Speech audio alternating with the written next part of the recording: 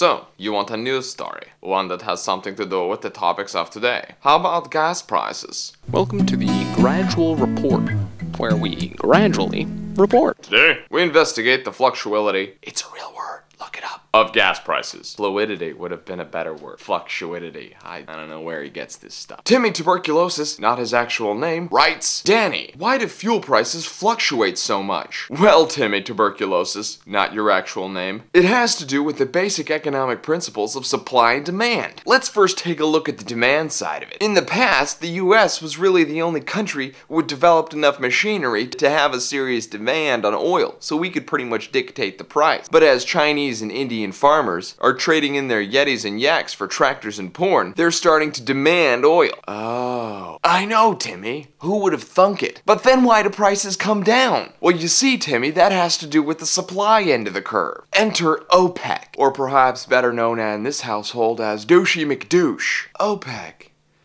Yeah, I've heard of them. Aren't they a muscle on your face? You mean the muscle on your chest. When I slap my winking pirate between your melons. What was I talking about again? I just had this very vivid image of a pirate winking and me slapping it on your chest between your melons. OPEC is a group of 12 states that produce nearly 2/3 the world's oil. They produce more oil than their countries can use because I think they still ride around on Yetis.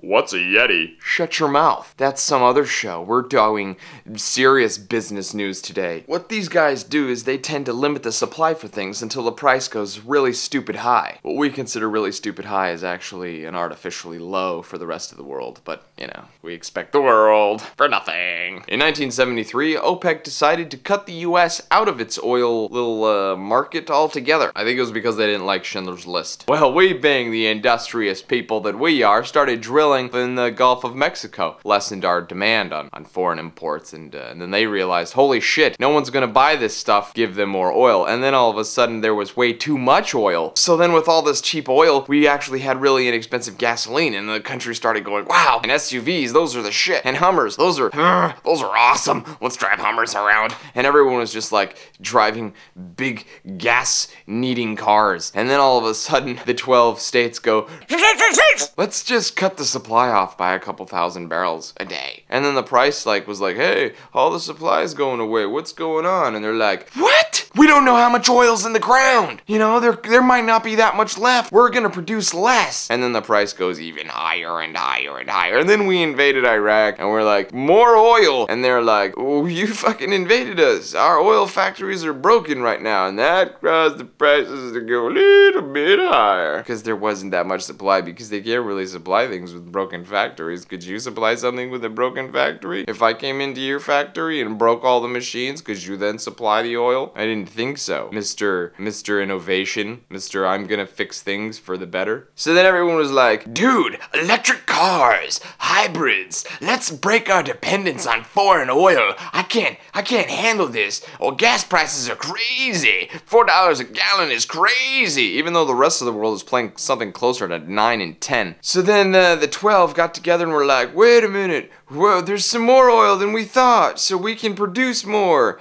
But we're not gonna lower the price that much because you guys are still paying it. And there you have it. Final summation, as gas prices become more expensive and not needing gas at all becomes more economically feasible, OPEC and big oil tend to lower the price of gas so that no one really develops those technologies. They're able to fluctuate the price between, fuck that, I'm going electric, and Hummers are still cool.